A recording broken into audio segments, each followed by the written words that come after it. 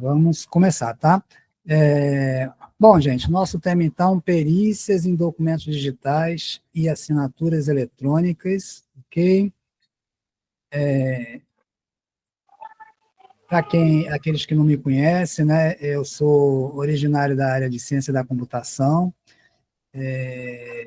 trabalhei muito tempo com desenvolvimento de software para a área de educação em especial, né, educação em especial e para educação especial também inclusiva, né, e avaliação de habilidades cognitivas com crianças até os 10 anos, né, e só de uns 8 anos para cá que eu vim me interessar pelas perícias judiciais. Eu, de alguma maneira, sempre fui um tanto perito, mas fazia avaliação de equipamentos também, de equipamentos que eram importados para o Brasil, mas eu não era aquela linha de perícia judicial, né? Não era em juízo.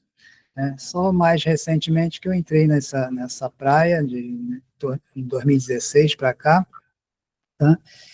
Antes disso, eu já tinha feito especialização em educação especial inclusiva, mestrado e doutorado em psicologia cognitiva, sempre pensando na aprendizagem, sempre pensando em como as pessoas aprendem.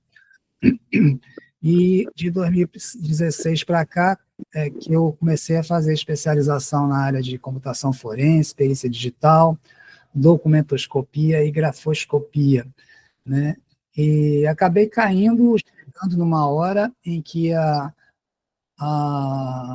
perícia de uma maneira em geral, a perícia de documentos e assinaturas de uma maneira em geral, está vivendo essa transformação para o mundo digital. Então, diante do meu histórico, né, em ciência da computação, eu acabei me especializando mais nessa área, tá? Nossos cursos têm sido sempre na área de documentos digitais e perícias e assinaturas eletrônicas. Então, tem sido uma especialidade de Renato Guedes Perícias, tá? Eu hoje sou consultor da Comissão Especial de Perícias da OAB, do Rio de Janeiro, sou presidente da Comissão de Perícias Forenses da Academia Brasileira de Ciências Criminais, faço a moderação do Guia Forense lá no Telegram, né? Talvez o maior grupo de peritos do Brasil. Sou mentor e coordenador da pós-graduação da Faculdade Instituto Rio de Janeiro, da FIURJ, e sou instrutor aí de alguns cursos, né, de perícias forenses, sou, logicamente diretor da minha própria empresa, professor, consultor e perito judicial. Meus dados para contato, tá? Fiquem à vontade, querendo conversar comigo, eu estou sempre disponível, tá?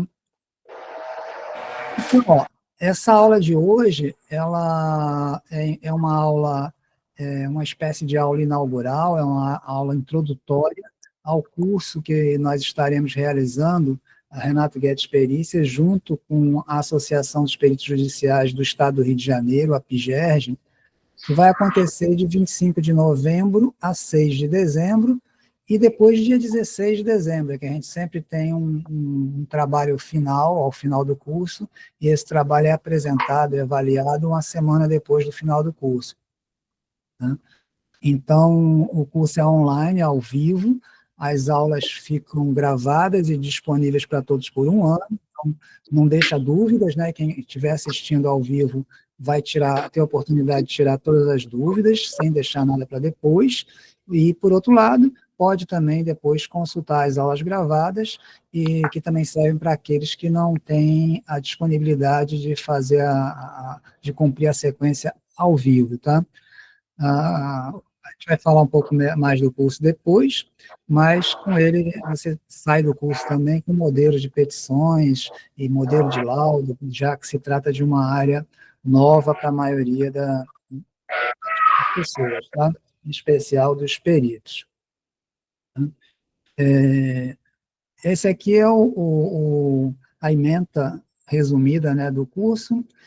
Como a gente recebe peritos que não têm muita noção de informática, a gente faz uma breve introdução à informática no curso, aborda a legislação específica das assinaturas eletrônicas e dos documentos digitais, e depois sim entra nas perícias, tanto em arquivos JPEG, que são arquivos de imagem, em arquivos PDF, que são os documentos, né, que está aí 100% dos nossos processos, né, da Justiça do Trabalho em cima dos arquivos PDF, né, as perícias em assinaturas eletrônicas manuscritas, que são aquelas assinaturas lançadas em tablets, em lousas, em celulares, tá? Inclusive aqui oferecendo uma versão do software na mídia ou firma certa Forensic para captura e análise de assinatura eletrônica manuscrita, que tem validade por cerca de 45 dias na versão completa,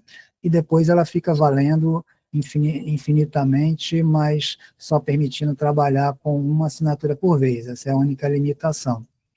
Na sequência, a gente tem perícias em contratos com certificados do CP Brasil e as perícias em contratos, esses que são mais famosos, né, com CELF, IP, geolocalização e hash. Então, o curso aborda todas essas perícias. Tá? Antes de começar, já no assunto da assinatura e documentos digitais e assinaturas eletrônicas, eu preciso falar das revoluções industriais. É rápido e vocês vão entender por quê. Eu trabalhava fazendo palestras para o Sebrae e abordava esse tema, e eu acho muito oportuno que nós tenhamos essa consciência das revoluções industriais. Tá? Vamos lá, vocês vão entender. Tá? A primeira revolução industrial que a nossa humanidade teve, ela se situou em meados do século XVIII a meados do século XIX. Nós estamos falando aí em 1750 a 1850, né? E ela se deveu às tecnologias mecânicas.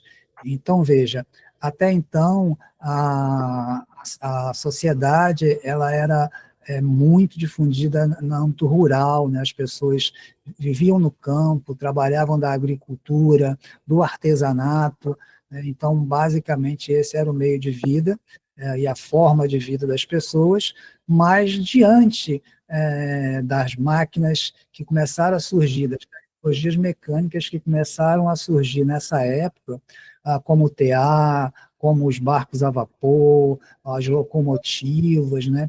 E com as locomotivas deu brecha para que outras áreas fossem desenvolvidas, como as engenharias, né? Para você fazer uma locomotiva atravessar uma área, um rio, uma área que fosse acidentada, né? Então as tecnologias civis e de outras áreas precisaram também ser largamente fomentadas, né, para que a gente pudesse chegar e tornar viável as viagens através das locomotivas. Tá? Então, essa revolução fez as pessoas saírem em grande parte do campo, começarem a se juntar em núcleos na cidade, tá? E transformou completamente a vida dessas pessoas, né? Tanto no sentido da forma de se promover, quanto na produção de fábricas, no trabalho fabril, também na produção de materiais, de tudo que é tipo de roupa, acessório, né, elementos em fábricas, tá? E também na possibilidade do trabalho remunerado em fábricas, e não apenas aquele trabalho artesanal nos campos. Tá? Eu tenho Célia e André com a mão levantada, eu não sei se é por acaso ou se estão querendo falar alguma coisa. Tá? André baixou, Célia não sei se quer falar, acho que está por acaso só. Tá? Bom, essa foi a primeira revolução industrial, e a segunda revolução industrial, ela acontece no final do século XIX, que é aí no final dos anos 1800, a início do século XX, que são os anos 1900. Né? Então, de 1860, 70 a 1940, essa é a faixa de anos da segunda revolução industrial. Veja que as revoluções industriais elas não acontecem em um momento, não é um único fator, um único momento que agora começou uma nova revolução industrial. Não, ela tem esse tempo, assim, essa área de tempo, né, vamos dizer assim, entre 50 a 100 anos, né, que é um conjunto de mudanças, um conjunto de acontecimentos que permitem considerar que houve aquela revolução industrial. Na segunda revolução industrial foi a vez da eletricidade e petróleo, do uso coordenado pelo homem da eletricidade e petróleo.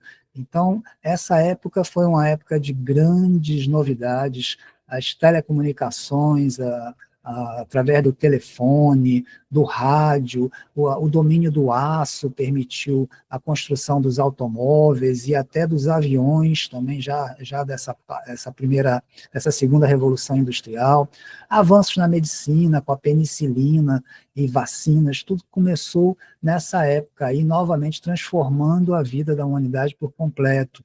Então, agora a gente podia começar a se desprender das charretes, podia ter um automóvel próprio, né? As viagens entre áreas distantes, né? Inclusive entre continentes, começaram a ser feitas também por via aérea, né? A área recreativa, né? Aí Charlie Chaplin, no famoso filme Tempos Modernos, né? Então começava o cinema, começava a difusão por rádio. Então são conquistas da humanidade, né, que vão transformar para sempre a vida social das pessoas. Na sequência, nós temos a terceira revolução industrial, aí meados do século XX, ou seja, meados do século passado, até os nossos tempos próximos aqui do século XXI. Então, aqui é uma época de imensas transformações, né? A gente, na terceira revolução industrial, a gente tem aí a conquista do espaço pelo homem, o homem chegou na Lua em 1969, as fábricas começam a usar procedimentos robotizados para a construção de diversos artefatos e bens duráveis, né, automóveis, eletrodomésticos, né, televisores e por aí vai. Os backbones, né, essas luzes aqui, esses fios e essas luzes aqui no meio, são as comunicações, as interligações dos computadores para a internet através do mundo todo.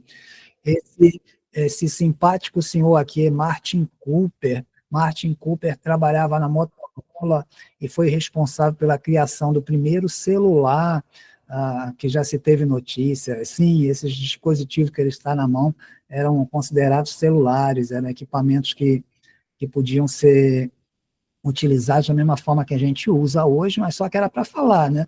Não era para...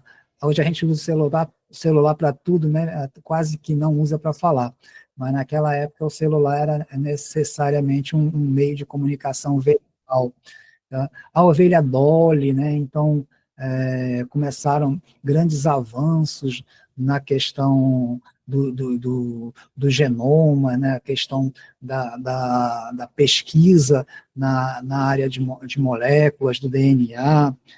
O homem ficou multimídia, né? Então nós começamos a ter acesso a diversas maneiras de ter acesso à informação, a entretenimento. Entretenimento é um grande centro de poder no mundo, centro comercial, né?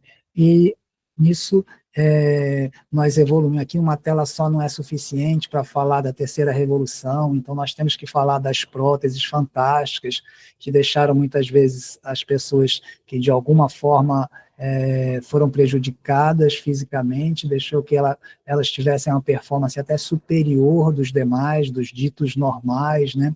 Os drones, né, os veículos aéreos não tripulados, a selfie, né? A selfie é parte da terceira revolução industrial. Informática, eletrônica e robótica são os grandes temas dessa época, tá?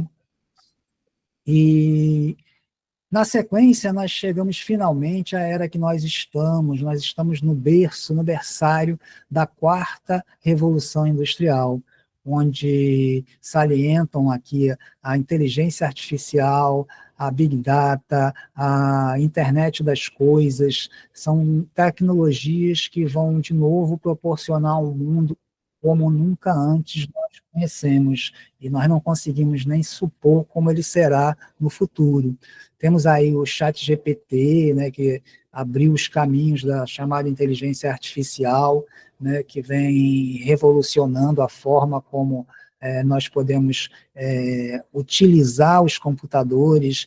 Nós estamos, na verdade, no início de uma era em que os computadores vão conversar com computadores e vão poder projetar coisas sem a intervenção humana. Isso ainda não é possível, sem que o homem oriente alguma coisa, isso ainda não é possível. O computador não tem a chamada inteligência geral, que possa ele mesmo dizer, pô, estou vendo aqui que tem uma dificuldade de tal coisa, que chamam dor, né? A humanidade tem uma dor, então essa sociedade tem um tipo de dor, um tipo de necessidade, né? E eu vou criar uma solução aqui para que essa dor desapareça. O computador ainda não é capaz de ter esse pensamento criativo, que na área de psicologia a gente chama de pensamento divergente, que é aquele pensamento que diverge do que está aí, diverge da maioria. O computador ainda não tem isso, mas estamos nesse caminho, é isso que a gente imagina que vai acontecer nos próximos anos, e aí nós estaremos diante de um mundo realmente muito diferente do que a gente tem hoje, e total, a gente não consegue supor como é que será isso, porque ele passará, esses novos acontecimentos, essas novas tecnologias passarão a ser idealizadas e produzidas por não humanos, tá? Então, essa é a grande atração, a grande sacada dessa quarta revolução industrial. Então, nós temos os robôs humanoides. Os robôs não necessitam necessariamente de ter um formato humano, né? Os robôs podem, muitas vezes, eles são apenas um conjunto de softwares que estão dentro de algum computador, na internet ou nas nuvens, né? E a gente chama de robô, né? O robô humanoide, ele ainda faz muito poucas coisas, né? Mas já tem robô humanoide já sendo planejado para ser cuidador de idoso, para ser cuidador de crianças também. Então, robôs com figura humana, né, humanoides, já estão tendo uso prático, né? Já tem robôs de tipo cão, né? Com 4 patas, que está sendo usado na guerra, né? Então ele leva uma metralhadora nas costas e com isso vai para a guerra. Então são robôs do tipo humanoides, né? Ou uma forma de imitação da nossa realidade. Mas os avanços aí propiciados para esse mundo novo, eles são inimagináveis. Estamos chegando na internet das coisas é onde os objetos vão se comunicar também na internet, então a sua roupa vai se comunicar com o seu sapato, com o seu corpo, com o seu relógio, então tudo poderá se comunicar com tudo, isso que vem cada vez mais acontecendo. A gente já está vendo isso, né? A gente já tem lá a geladeira, que sabe o que está faltando, pode fazer a lista de compra, a gente está vendo relógios que cuidam da nossa saúde, pode enviar informação da nossa saúde para um médico, mesmo que esteja em outro país. Então, todo esse tipo de interações, elas vão crescer enormemente com a internet das coisas, e nós chegaremos, então, a esses produtos super miniaturalizados ou super bem elaborados, que transformarão a nossa sociedade como um todo, tá? Aguardem, quem viver verá. Ok, mas então eu jogo agora para vocês, tá? O que há em comum, então, nas revoluções industriais? Nós falamos de 4 revoluções industriais. O que será que há em comum entre elas? Por que elas são chamadas de revoluções industriais? Alguém se arrisca?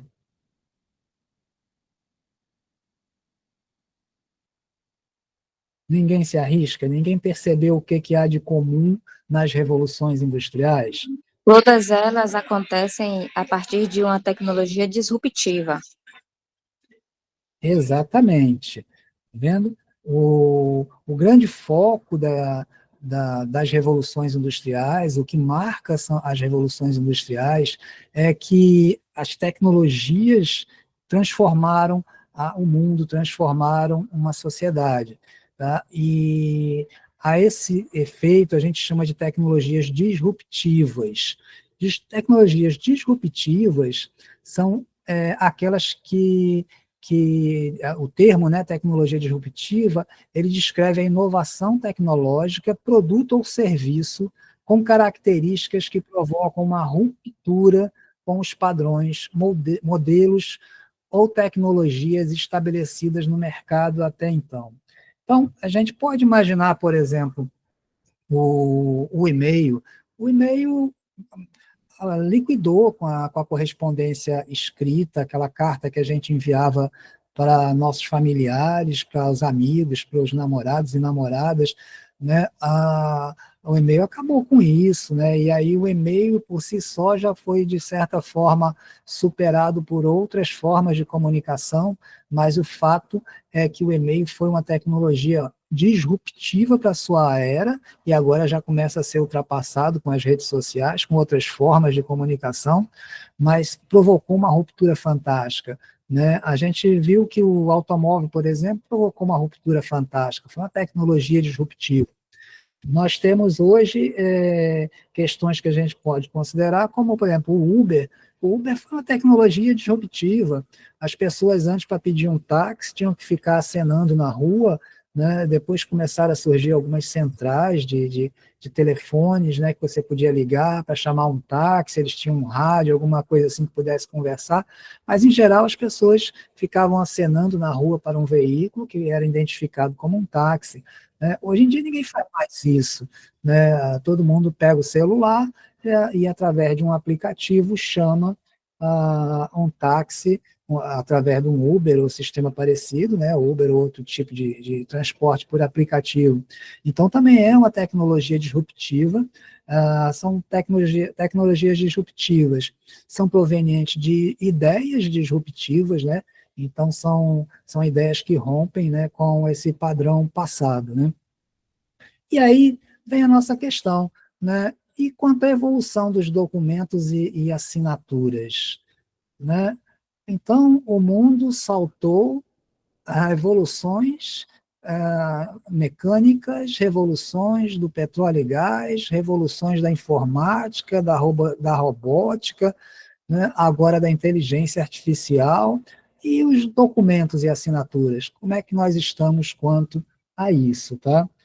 Esse é o nosso ponto, né? E é por isso que a gente tem que olhar e não pode olhar isso de maneira desassociada com a história do mundo, né? Com a história do passado, tá? A história que vem do passado e vem com essas transformações. Primeiramente, vamos olhar para os suportes da escrita, né? Os suportes para a escrita, o suporte é aquele e-mail, né? A gente, a maioria, acho que todos ou quase todos aqui sabem disso, né? O suporte é aquele recurso que a gente usa para escrever sobre ele, né? Então, tanto faz se é uma tela de um quadro, se é uma folha de papel, se é um tecido, se é uma pedra, né? Então, tudo isso serve de suporte para a escrita, né? E para as assinaturas, né? Os suportes para a escrita, eles vêm evoluindo também, ele vem dando saltos que não necessariamente se colocam ombro a ombro com as tecnologias das revoluções industriais, mas eles também têm o seu tempo, o seu prazo de validade das tecnologias. Então, nós podemos lembrar dos papiros egípcios, né, que datam de 3.000 anos antes de Cristo. Então, veja, estamos falando de 5.000 anos atrás, 3.000 anos antes de Cristo já existiam os papiros, né, e eram com grande qualidade, eram feitos a partir de fibras de plantas, né, de vegetação, e tem outras variedades tem, tem outras variedades de... Peraí. Vocês estão vendo qual tela agora? Estão vendo minha tela, gente? Ou estão vendo a tela de Rosane? Está vendo uma tela com várias pessoas aqui. Professor, eu posso compartilhar essa aula com uma amiga minha para ela entrar no seu link? Como é que faço? Porque senão eu vou ter que sair da aula. Manda o link para ela da aula, tá lá no grupo, manda aquele link da aula. Ah, tá bom, que a minha irmã que mandou para mim, a Gia. Tá bom, eu vou sair então, vou voltar. Eu Obrigada. acho que você entrou compartilhando a tela aqui, aí É ficou que eu sobre... achei que eu podia fazer isso, desculpa. Então eu vou fazer isso, vou sair, vou voltar, que eu vou mandar o link para ela, como a minha irmã Pronto, fez. Obrigada. pronto, tranquilo. Boa noite, professor. Me desculpa aí o atraso. Opa, meu amigo Adamastor, tudo bom? Tudo bom, meu querido? Um prazer. Que ótimo. Seja bem-vindo. Beber da água do saber de Vossa Senhoria. Oh, que isso. Muito obrigado. Deixa eu ver aqui agora como é que ficou aqui, para retomar minha apresentação aqui, tá? Então, nós temos aqui os papiros egípcios, estamos falando de 5.000 anos atrás, tá? Eles tinham grande qualidade, né, tanto em maleabilidade quanto em sensibilidade à tinta também. Então, os papiros foram muito importantes para a escrita, né? Eles foram tão importantes que teve época que os egípcios até proibiram a exportação do papiro, no século II, de maneira que tinha uma grande já tinha uma grande necessidade do mundo já em cima desses papiros, e com isso acabaram surgindo também outras tecnologias, tá, que acabaram por também transformar novamente esses suportes, né? Então, nós temos os pergaminhos, né, obtidos através do tratamento do couro de animais, né, em especial do carneiro, vitelo de ovelhas e bezerros, né? O problema dos pergaminhos é que eles têm uma produção muito demorada e cara, mas eles são muito mais resistentes que o papiro. Então, a gente até hoje conseguiu localizar diversos pergaminhos, né, que ajudam a contar a história da humanidade, justamente por causa dessa resistência que eles têm, tá? Então, nós tivemos o pergaminho, ele teve sua própria evolução tecnológica, né? Os pergaminhos do século IV, da Idade Média, né? Eles já tinham outras tecnologias, inclusive se a gente utilizar aqui desse lado aqui, do arquivo da National Geographic, a gente vê que aqui do lado direito nós temos um texto, tá, escrito em pergaminho, com suporte do pergaminho, tá? E do lado direito, aqui, nós podemos observar que esse texto que está aqui em preto, né, aqui ele está com a imagem multiespectral, tá vendo? Ele está tendo uma imagem aqui sob efeito de luzes, né? Isso é perícia de documentos, ó. E a gente pode perceber que por baixo desse texto que está em vermelho, existiu um segundo texto, ou seja, eles tinham formas de reutilizar os pergaminhos, né, com algum tipo de tinta, algum tipo de lavagem, algum tipo de textura, que depois nós conseguimos, muitas vezes, descobrir e revelar qual é esse texto que está anterior ao texto, então, original. Tá? Isso aqui é documentoscopia pura, né, encontrando segredos por trás dos pergaminhos medievais, tá? Em 105 depois de Cristo, ó, consta como a data do papel desenvolvido na China, tá? E ele demorou muito para chegar para a Europa, tá? Ele foi levado para a corte imperial chinesa no ano de 105 depois de Cristo por esse Tsai Lun, né? Que foi uma incumbência que ele recebeu do imperador Roti lá de descobrir novas superfícies para a escrita. Então veja que são tecnologias que vêm modificando também o nosso suporte, né? Então a gente passou pelo papiro, passamos pelos pergaminhos, estamos agora falando do papel já em 105 depois de Cristo, mas que só se tornaria, na verdade, um papel industrial, vamos dizer assim, ainda que mecanizado meio que manualmente, né? Mas em 1799, né? Então, isso já é século XVIII, né? Quando o francês Nicolas Louis Robert inventou a primeira máquina de fazer papel contínuo. Então, vê que o papel ele é uma tecnologia que já tem aí seus 200 e tantos anos, né?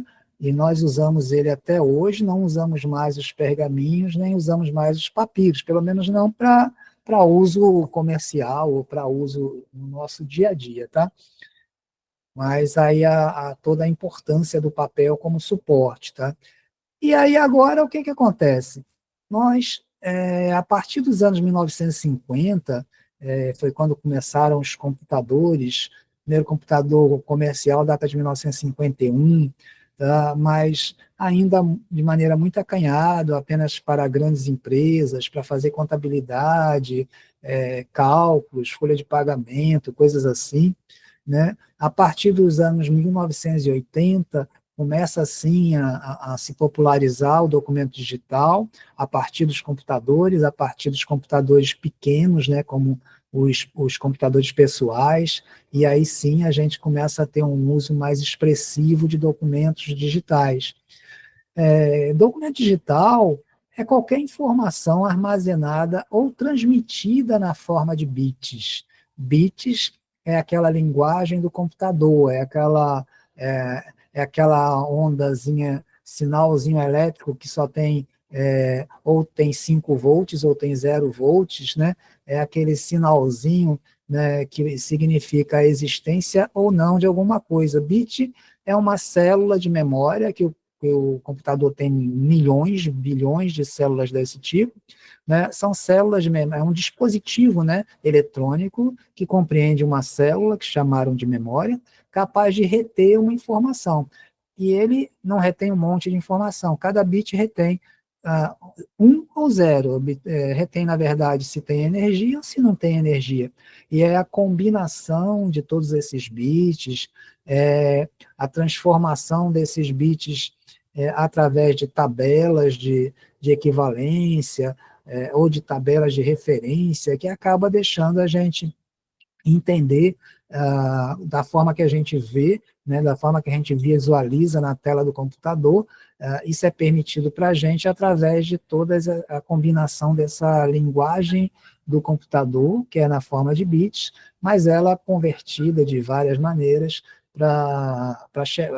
transformadas em símbolos gráficos, em caracteres, em cores, né, tudo através dessas célulazinhas, desses bitzinhos que só são capazes de guardar uma informação do tipo sim ou não, mas que, reunidos aos milhões, aos bilhões, eles são capazes de provocar boas imagens para a gente, tá? Então, o documento digital começa aí em 1950, avança rapidamente a partir de 1980, chega ao que hoje nós já conhecemos, que está espalhado aí nos nossos computadores, nos nossos celulares. Nós estamos cheios de documentos digitais, qualquer documento, qualquer arquivo armazenado no computador. O computador pode ser um celular, um tablet, né? Qualquer arquivo que esteja armazenado no seu celular ou no seu computador é um documento digital. Ele está lá na linguagem do computador, né? Aí a gente fala, não, eu tenho aqui um documento digitalizado, aí a pessoa fala, eu tenho uma cópia do documento, vou fazer a perícia sobre a cópia do documento.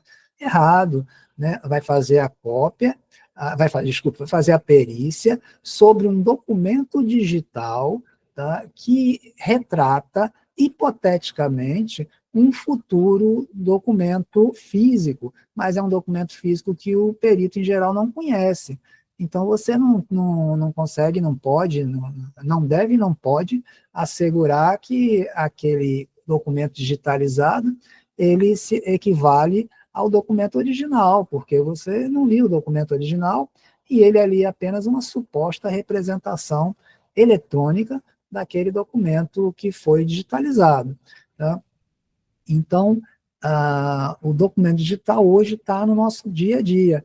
E ele representa o quê?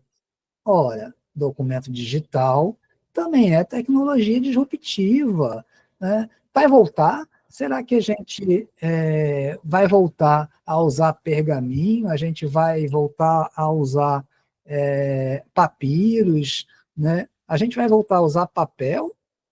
Papel a gente ainda não largou, né? Ainda continua usando, mas em muitas áreas a gente já deixou, a gente não está usando mais, tá? E a tendência é cada vez deixar mais de usar. Porque documento digital é tecnologia disruptiva, e a gente viu que a tecnologia disruptiva rompe com o passado. Se ela rompe com o passado, significa que ela nos dá um novo mundo para falar sobre aquele tipo de recurso, né? Para usar aquele tipo de recurso. No caso, então, o nosso suporte vem se transformando rapidamente na forma de documento digital, e como tecnologia disruptiva que ela rompe com o passado, não volta mais. Daqui para frente, o documento digital vai imperar cada vez mais. Ok? E quanto às escritas e assinaturas? Tá? Como é que está isso? Como é que vem evoluindo isso ao longo da história? O que a gente pode falar sobre ela? Ora, a história começa da escrita, né? Começa há 4.000 anos antes de Cristo, né? Existiu a escrita cuneiforme dos mesopotâmios, dos sumérios, essas tabuinhas aqui, isso é barro, né? E veja que interessante, que há milhares de anos antes de Cristo, eles tinham um tipo de inscrição aqui que permitia registrar as suas ideias, os seus pensamentos, os seus documentos, né? E aqui, e como isso era feito de barro, né, quando eles queriam apagar, eles umedeciam o barro, alisavam, apagavam e reaproveitavam aquelas tabinhas. Então, fantástico, né? Eles já tinham um suporte para a escrita que eles podiam reaproveitar, e era um suporte barato, que era feito de barro. Né? E, por outro lado, se fosse um documento que eles quisessem conservar, vamos dizer, uma escritura de um imóvel, uma venda de algum bem ou de algum tipo de privilégio, aí eles levavam para o forno. Eles cozinhavam essas toabinhas de maneira que se tornava inalterável, né? Então virava cerâmica, como a gente conhece hoje, né? Uma forma antiga, mas da mesma forma que a gente conhece. Então, já naquela época, milhares de anos antes de Cristo, eles tinham suportes capazes de serem reutilizados, mas também capazes de serem finalizados, né, de maneira que aquele documento pudesse ter um longo prazo, né, poder ter uma existência de longo prazo. Né? Então, é muito interessante essa questão da escrita cuneiforme. Na sequência não, porque isso é praticamente paralelo, né? No Egito também, nessa faixa também de 3.000, 4.000 anos antes de Cristo, né? Existia também a escrita ideográfica dos egípcios, né? Que é aquela dos hieroglifos, né? Ou hieróglifos, né? As duas pronúncias são válidas, né? Que é um pensamento sem palavras, né? Ele é pictório, ele é formado por símbolos daqui, mas que também permitia registrar de alguma forma tudo que se queria falar, tudo que se queria registrar. Tá? Na verdade, as assinaturas, elas vêm evoluindo, né, desde essa época, então, dos sumérios, né, com essas impressões no barro, a partir de materiais, o domínio de materiais ferrosos em especial, né, o domínio do bronze, do ferro, de algum tipo de liga metálica, né, que permitia moldar no barro algum tipo de informação. Tá? No antigo Império Romano, já eram utilizados como método de validação de documentos legais e de acordos, né? Então, nessa época, né, é bom a gente lembrar que a população, de uma forma geral, era analfabeta, né? Então, aqueles que eram capazes de escrever alguma coisa era só aqueles escribas, né? Que ela era muito reduzida essa população, né? Que era leitora, né? Capaz de ler, né? E aí esses selos, né, funcionavam a partir de marcas, né? Não precisava ser uma coisa escrita, essa assinatura não era manuscrita, né? E sim uma assinatura que pudesse revelar uma marca, né? E que as pessoas podiam dizer, pô, essa marca aqui é do professor Renato Guedes, então está me garantindo aqui que foi ele que assinou essa petição aqui, esse acordo aqui, tá? Então, isso foi utilizado durante muitos anos, tá? Na China também teve outros tipos de impressão, né? Assim, também sempre para validar alguma marca ou um símbolo que representasse alguém, tá? A Suméria aqui, ó, curiosamente, era basicamente o antigo Iraque, né? O Iraque se acabou, né? Não tem quase nada e foi um povo muito importante para a gente, né? Para a humanidade em si, né? Bom, então a gente está vendo aqui a assinatura como uma marca, e é uma marca que representava autoria, né? Então a gente fala hoje em autenticidade, vamos verificar a autenticidade, então esse selo aqui, ele é da pessoa ou não é, né? Então é isso que a gente poderia validar através dessas marcas, tá? Deixa eu dar uma parada aqui.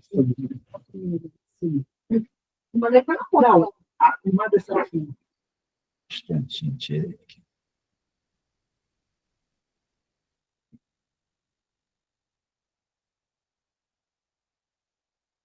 Bom, estão me ouvindo bem, né, gente? Eu tive que desativar aqui alguém que estava... Sim, ouvindo bem. Ok? Então, vamos lá, para frente. Tá? A gente, depois, já com o uso do papel, né, foi usado por muito tempo esse tipo de selo aqui, com cera, né? Então, Professor, Oi? você está me ouvindo? Estou ouvindo. Stallone Silva. Eu gostaria de fazer uma pergunta. Pois não, Stallone. Eu sou perito grafotécnico homologado pelo Tribunal de Justiça do meu estado. Eu tenho uma pós-graduação em perícia criminal, porém, eu estou tentando me especializar em perícia digital. O senhor teria alguma sugestão para me dar? O senhor dá esse curso de aperfeiçoamento? Como é que o senhor pode me indicar ao final da sua palestra aí? Pronto, a gente vai chegar lá. Eu falei alguma coisa bem no comecinho e vou voltar a falar no final da palestra, tá? A gente tem Tá bom, é porque eu quero me aperfeiçoar nesse lado aí, tá bom? Tranquilo. Vamos lá, espero poder ajudar. Tá bom. Bom, então, aqui passou, nessa época já do papel, vou voltar para cá, né, passou a utilizar o selo através de cera. A cera era usada para fechar as correspondências, e esse fecho, né, trazia a marca do seu emitente, né? Então, a gente fala hoje da autenticidade, e é isso que se poderia verificar nessa época. No Japão, a partir do início logo depois de Cristo, do começo dessa era cristã, né, pós-cristã, ou pós-Jesus Cristo, na verdade, né, após a sua vida, né, o Japão criou um sistema de 3 tokens, ó, Mitomi-in, Jigo-in e Jitsu-in. Esses tokens, né, eles são usados para assinar documentos, e aí ele tem 3, porque um selo é usado para o dia a dia, para as coisas do dia a dia, o segundo selo era para questões financeiras, e o terceiro selo para coisas governamentais, então assuntos governamentais, impostos, coisa e tal, ele utiliza um desses tokens, assuntos financeiros com um segundo token, e assuntos corriqueiros do dia a dia com o terceiro. Até hoje eles usam isso, cada cidadão japonês, a princípio tem um conjunto de tokens dessa natureza, tá? Então, nós estamos vendo que marcas, né, são usadas para assinar por muito tempo. Tá?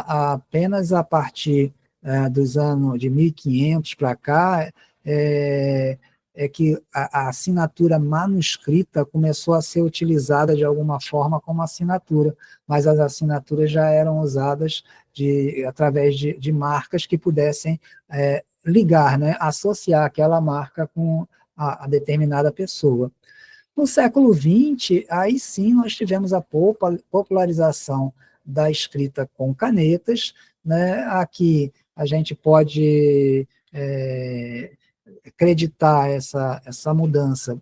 Primeiro, pela tecnologia, né? Nós conseguimos produzir canetas que fossem mais simples de manusear, né? Saímos um pouco daquelas canetas de pena, né? Aqui ainda é um pouco isso, né? Mas a caneta tinteiro já ficou uma caneta mais prática, né? Não ficou tão frágil quanto as anteriores, né? Tão irregular, né? Nós já, no final do século passado também, a gente pode observar o aparecimento das assinaturas manuscritas, capturadas eletronicamente em celulares, em tablets, em mesas digitalizadoras.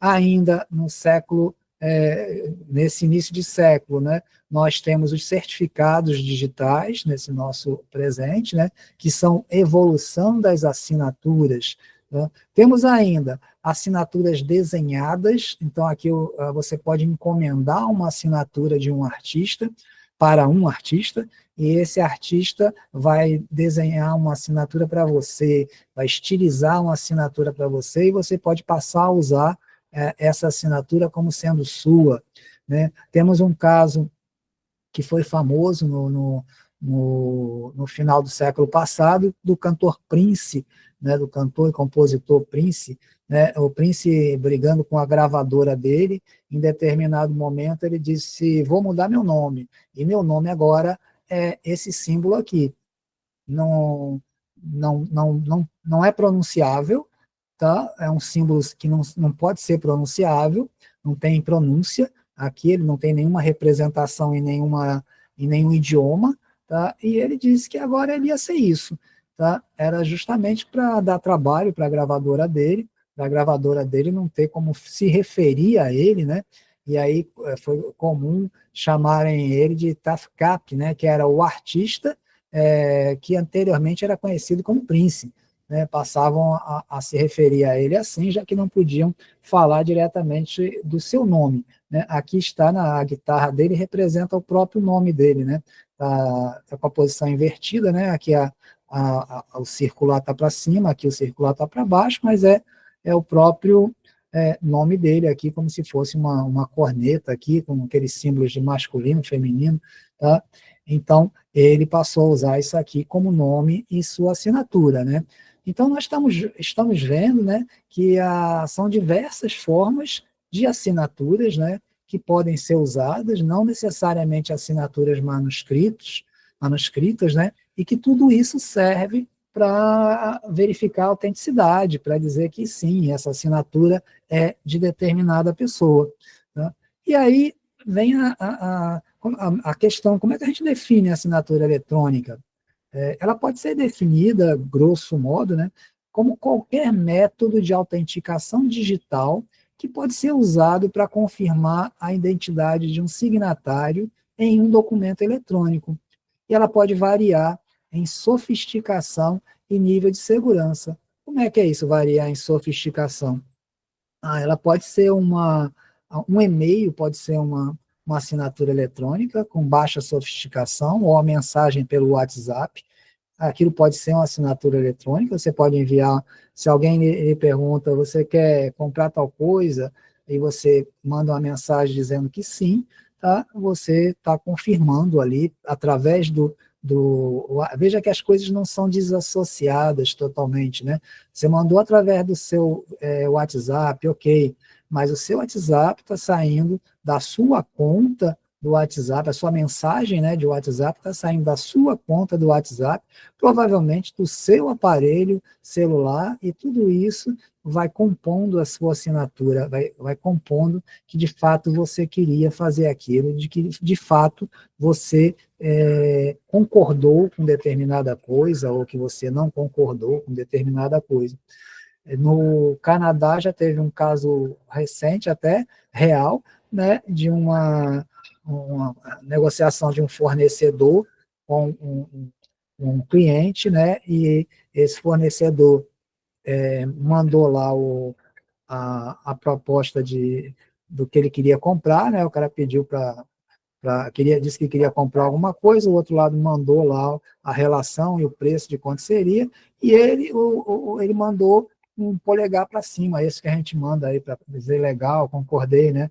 um joinha, né? Alguns falam assim.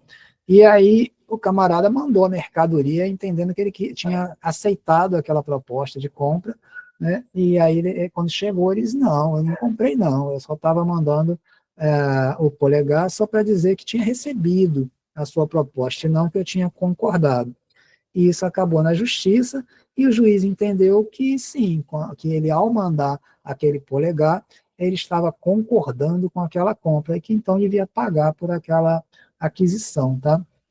Então, de novo, não é só o polegarzinho, né? É o polegarzinho que saiu da conta dele, usando o equipamento dele, e aí tudo isso cria uma série de elementos que configuram uma assinatura eletrônica, né? E também a assinatura eletrônica pode variar em termos do nível de segurança. Então, a gente tem assinaturas eletrônicas que podem ser facilmente utilizadas por terceiros, vamos dizer assim, né? Como tem assinaturas eletrônicas que podem requerer conhecimento de senha, o acesso a algum dispositivo, né? Então, ela pode ter uma sofisticação e um nível de segurança muito variado, tá?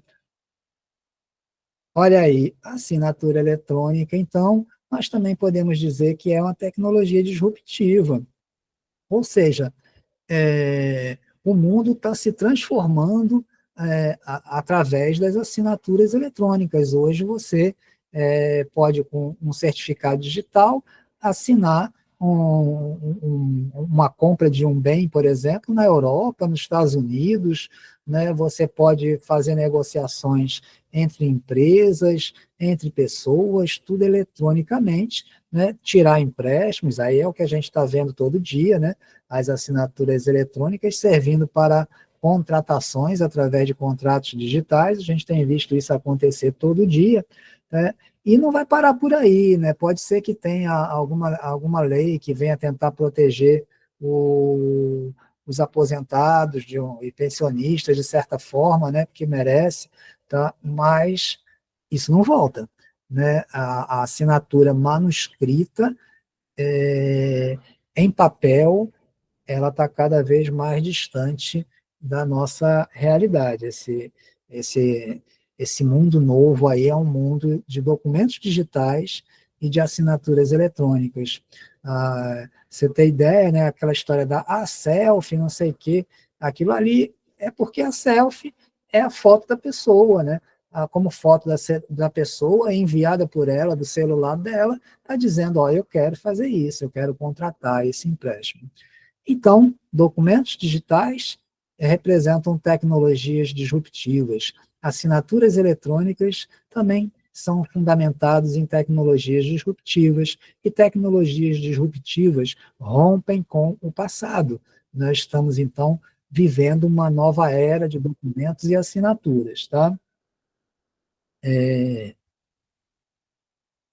O problema que cai no nosso colo aí, enquanto peritos, né, é que a gente estava acostumado a fazer perícias em documentos físicos, em papel, e assinaturas manuscritas com caneta com tinta, né? E aí o problema que surge é que até o final dessa década, né, estima-se que cerca de 80% dos documentos serão natodigitais, ou seja, serão documentos que nascerão digitais e que eles vão ser firmados, eles vão ser assinados com algum tipo de assinatura eletrônica. E não por acaso, os documentos digitais são a base de todas as petições e documentos no sistema judiciário brasileiro, significando que tudo que é colocado na justiça é um documento digital, e aí, como tal, ele é passível também de falsificação, né? E é isso que cabe, esse problema cai na conta do perito. Muitas vezes o juiz vê lá, o perito aqui que eu estou acostumada a questões de assinatura, de autenticidade, é esse perito senhor tal, né, ou senhora tal, e aí ela dá de integridade, e aí chega um contrato digital e ele nomeia a perita ou perito, né, grafotécnico, para resolver essa questão. E o que tem acontecido com muita frequência é que a perita ou o perito declina a nomeação, simplesmente porque não está habilitada a trabalhar com documentos digitais e assinaturas eletrônicas, tá? O problema continua, né, porque devido a esse longo alcance dos documentos digitais, eles se tornaram alvo de fraudes que tentam modificar a realidade dos fatos, e isso é diariamente, milhares de falsificações em meio digital são realizadas, né, para de alguma maneira alguém tirar vantagem, né? São falsas assinaturas eletrônicas, montagens, adulterações de conteúdos, né, são cada vez mais frequentes e precisam ser combatidas, né? A gente tem coisas pequenas, mas tem coisas grandes, né? Agora mesmo eu estou fazendo algumas perícias nessa área de documentos digitais, né? Aliás, que tem perícia que nem começa digital, por exemplo, só para citar, eu estava fazendo uma perícia, na verdade, uma colega nossa está fazendo uma perícia em uma declaração de união estável, né, que a princípio seria uma perícia física, uma perícia documentoscópica e grafotécnica e grafoscópica em um documento. E aí o que acontece? A parte diz, não tenho mais o original. E aí a perícia passou a ser uma perícia digital, porque aí a gente agora vai investigar o documento PDF, o arquivo PDF, né, que foi originado pelo documento original, supõe-se, né? E aí isso acontece muito no dia a dia. Em geral, as pessoas sempre dizem isso, né? Tá aí a cópia do documento, é um documento digitalizado, né, que ilustra um documento que já é uma cópia, né? E aí vai andando com isso e diz que não tem o documento original, as vias originais, e aí aquilo até que era físico passa a ser digital. Outras não, são perícias de fato que já são questões digitais, né, contratos assinados eletronicamente, que aí a pessoa diz, não assinei esse contrato, então é totalmente uma situação totalmente digital. Documentos digitalizados, né, é bom frisar que eles podem ser manuseados, podem ser, de alguma forma, falsificados, antes, durante ou após o processo de digitalização. Existem técnicas para mexer com ele antes do processo, então, por exemplo, você pode tapar algum pedaço do documento e aí escanear ele, e aí na cópia digitalizada não vai aparecer aquilo que estava tapado.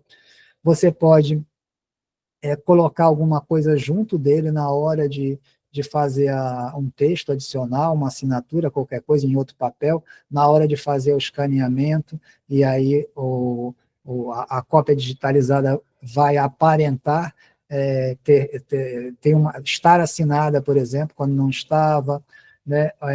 Ou também você pode modificar depois, né? Você já digitalizou e agora, através de algum software, você vai lá modificar aquele documento. Então, documento digitalizado ele é perigosíssimo, porque ele pode ser adulterado antes, durante ou depois do processo de digitalização, tá? Bom, aí o problema para a gente aparece assim, tá? Nós, peritos de documentos tradicionais, né? Tem assinaturas em lousas eletrônicas que são feitas com dedo, que são feitas com canetas especiais, com canetas estilos, né, que a gente chama. Existem documentos que podem conter tarjas dizendo que ele foi assinado digitalmente, né, e trazer até aqui esses códigos, né, que são códigos hash, essas cadeias de números e letras aqui, né, ó, um selo bonito aqui, mas isso por si só não garante aqui para nós se algum desses documentos está ou não assinado, só por olhar isso aqui não quer dizer nada, que do mesmo jeito que isso está escrito aqui, eu poderia copiar isso aqui, colar aqui do lado de cá e pronto, né? Ou fazer a minha própria escrita aqui, colocar aqui, documento assinado digitalmente, eu podia fazer isso tranquilamente e ele ia ficar com esse aspecto aqui, quando na verdade era um documento que não estava assinado digitalmente. Ou muito pelo contrário, tá? Um documento que não tem nenhuma marcação, ele também pode estar internamente assinado digitalmente, porque a assinatura é uma coisa interna de um documento digital, ela não é necessariamente uma coisa visível, né? E a maioria dos casos, ela deixa essa visibilidade acontecer, mas isso não é sempre verdade, tá?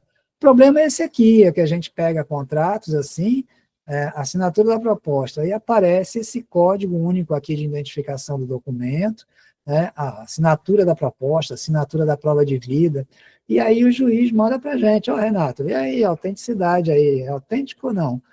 E aí vem a bronca para a gente aqui, porque se vocês não sabem olhar para aqui e entender essa assinatura, eu também não sei. Eu não sou melhor do que vocês, não, eu não sou mágico, eu não consigo entender isso aqui, tá? A gente vai começar a precisar pedir coisas ao banco, ao produtor do documento, tá? E aí a gente no curso vê algumas formas, algumas coisas que a gente precisa pedir, né, para que o banco, já que o ônus da prova é do produtor do documento, o ônus da prova é do banco, ele precisa, então, fornecer alguns arquivos, informações para que a gente possa entender, aí sim, essa assinatura e fazer o nosso trabalho de validação daquela assinatura para confirmar a questão de autoria e autenticidade. Aí o problema continua, a gente recebe coisas assim, né, que vem aqui a imagem do cliente, vem aqui dados de geolocalização, dizendo, ele assinou na casa dele, ele estava lá na casa dele, mandou essa fotografia dele, então foi ele quer o contrato, ele quis, se comprometeu a assinar e agora não quer mais. Aí a gente vai ter que olhar isso, né? Uma foto significa que a pessoa concordou com aquilo? Não sei, né? Pode ser que sim, pode ser que não. A questão aqui é o banco querer mostrar autoria, né? Querer mostrar geolocalização. Se a gente souber o endereço da casa dele, a gente chega no Google e pergunta qual é essa geolocalização da casa dele. A gente vai ter. Então, isso é facilmente adulterável, né? Ou facilmente informado sem que tenha realmente sido produzida aquela assinatura naquela localidade. E a foto da pessoa também, a gente, nas perícias que eu faço, a gente tem visto, encontra a mesma foto em mais de um contrato, ou a gente encontra fotos que não são da data daquele contrato, então fotos que foram tiradas em outras oportunidades. Então, são coisas assim que vão dando ideia para a gente da validade ou não daquela assinatura. Isso aqui é uma assinatura eletrônica, ó, geolocalização e foto da pessoa. A pessoa enviou a foto, também terá enviado a foto do documento, né? Tem a geolocalização, e aí disse, é ele, aí é o seu Manuel, alguma coisa aqui, ele contratou isso eletronicamente. E a gente vai fazer esse trabalhinho para confirmar se tudo isso confere, se tudo isso faz sentido, para poder dizer que sim, ele provavelmente fez ou não, né? A gente vai chegar a um nível de segurança da informação, e aqui, diferentemente dos contratos que a gente está acostumado, nem sempre a gente tem certeza absoluta. Então, a gente vai dizer, tem isso a favor da falsidade, isso a favor da autenticidade. Então, meu nível de segurança é que, sim, ela foi falsa, eu tenho um nível de convicção apenas moderado, mas acho que é falso. Deixa eu tomar uma aguinha aqui.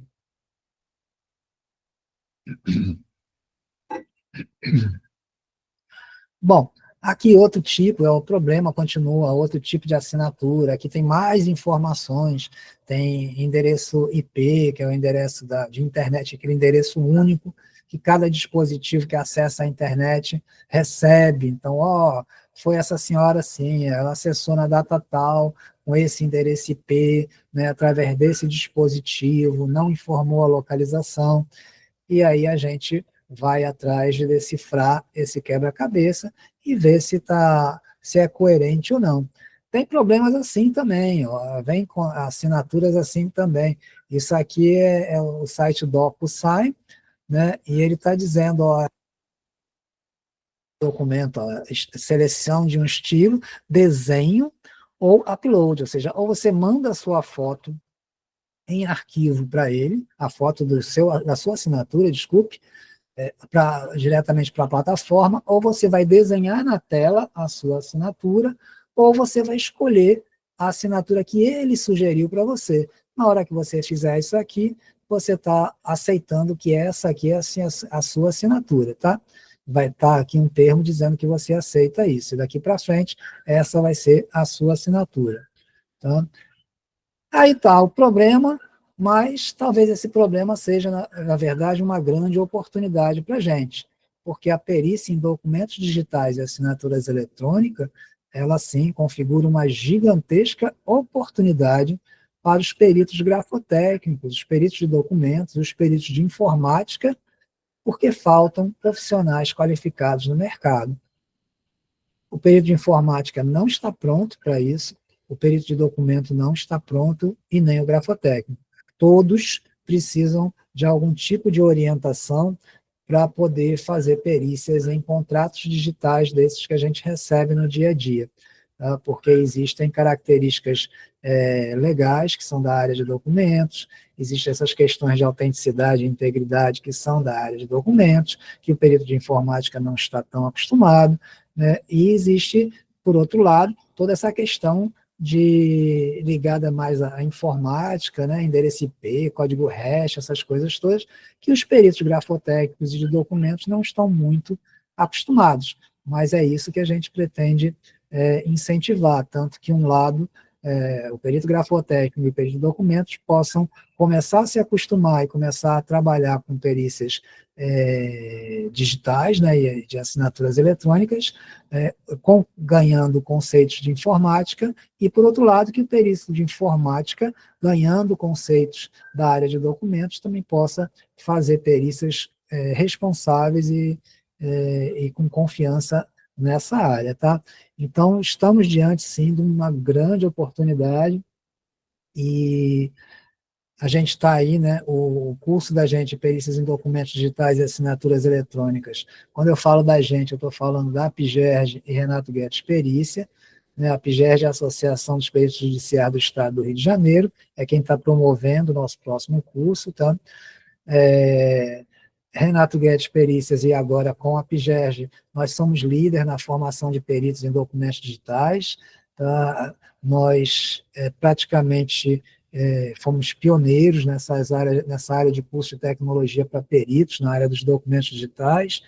Quase todos os bons peritos passaram pelos nossos cursos para adquirir competências nessas áreas, né? Os peritos tradicionais de documentos, de assinaturas tradicionais, quase todos passaram por nossas salas para poder adquirir habilidades nessa nova seara, tá?